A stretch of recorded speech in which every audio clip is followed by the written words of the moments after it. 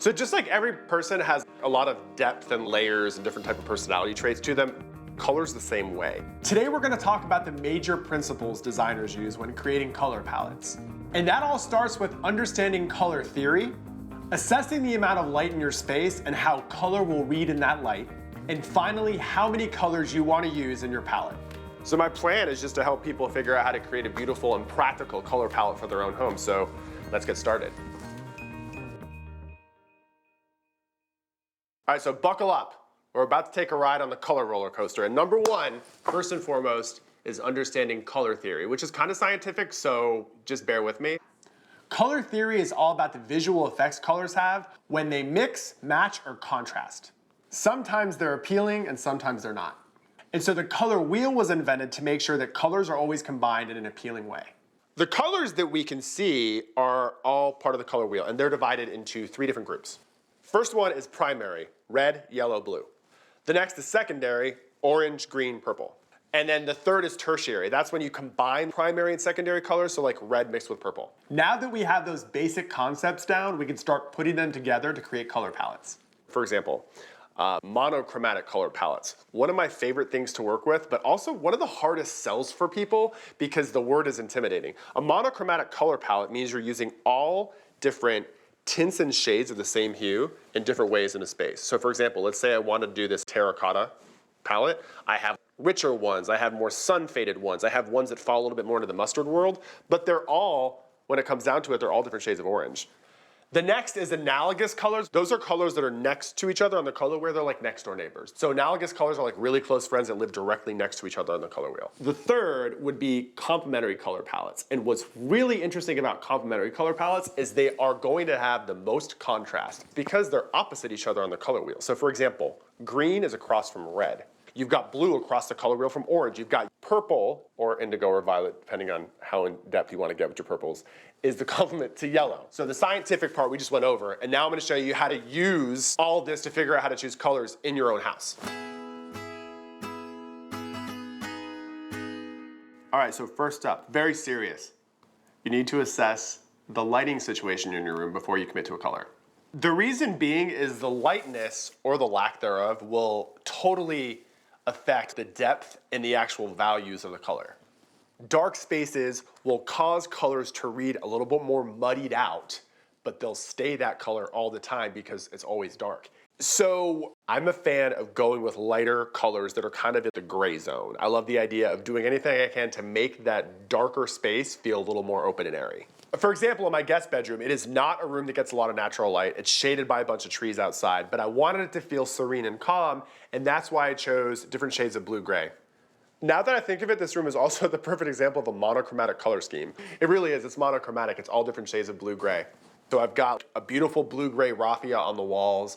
I've got different shades of blue and gray in the bedding. There's even hints of blue-violet and navy in the painting that's above the bed. I like to take a paint sample, or even a small canvas painted, tape them up on the wall. I check it in the morning, I check it after lunch, and I check it in the evening, and I see how the colors change during the day. Sometimes I decide like, hey, that red seemed like a good idea at the time, but hey, in my basement with no natural light, it's brown. That is voted off the island. Or the blue, hey, that blue was really, really beautiful and blue this morning, but now it's teal. So live with them for a few days, see how the light changes from morning, afternoon to dusk, and then decide.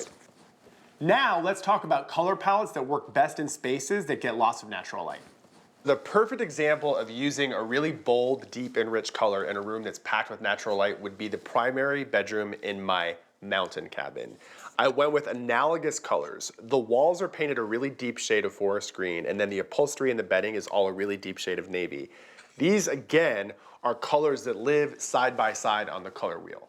Okay, so we've decided on like what palette is best, what particular colors are best, and now it's time to discuss like how many. There are so many different ways you can go. You can have a very concise color palette where you're sticking to a very, very limited amount of hues. You have like the primary color that you're covering the room in, and then you have your accent color. And going back to the primary bedroom in my mountain cabin, it's the perfect example of a concise color scheme. The walls are a deep shade of forest green, same with the ceiling. And then I've introduced an accent of navy with the bedding and also some of the pattern in the headboard wall.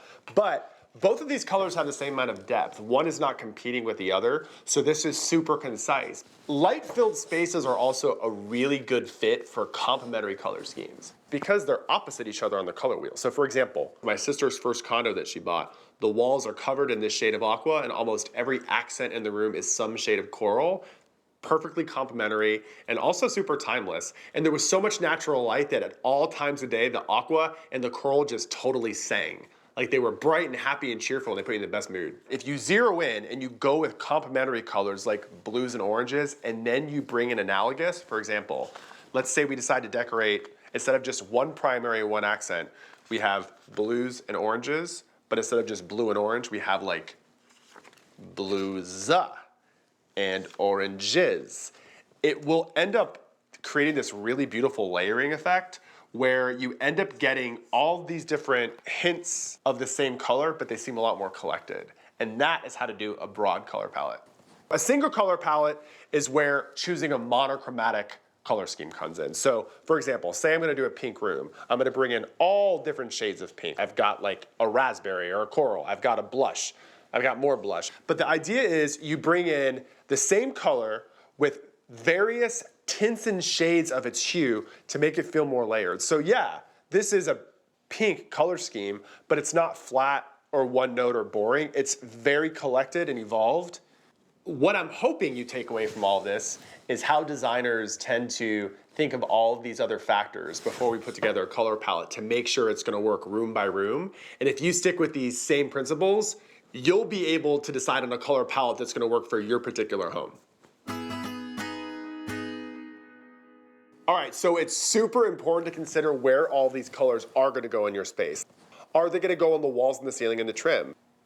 Are they gonna go like specifically just on the upholstery? Are they gonna be in the art? All of these things are gonna determine if you're gonna make like a super big, hey, I'm here, look at me statement, or if it's gonna be more like subtle, like I'm barely here.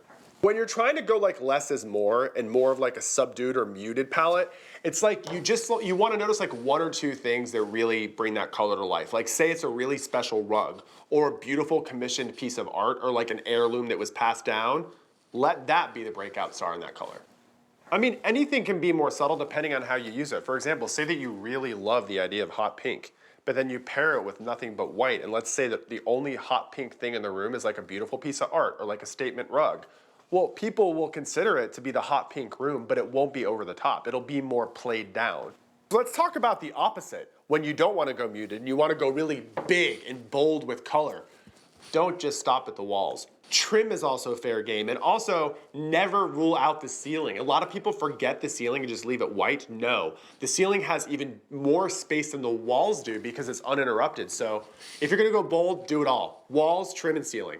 All right, so we talked about a lot of things. We talked about color theory and kind of like the science and nerdy part, which is definitely my favorite. We also talked about how light factors in when you're choosing color. And then there's also like, do you want to go kind of subtle or do you want to go over the top? So when you're choosing a palette for your own home, make sure you check each of these things off your list to make sure that you're making the right choice, not only for you, but your space.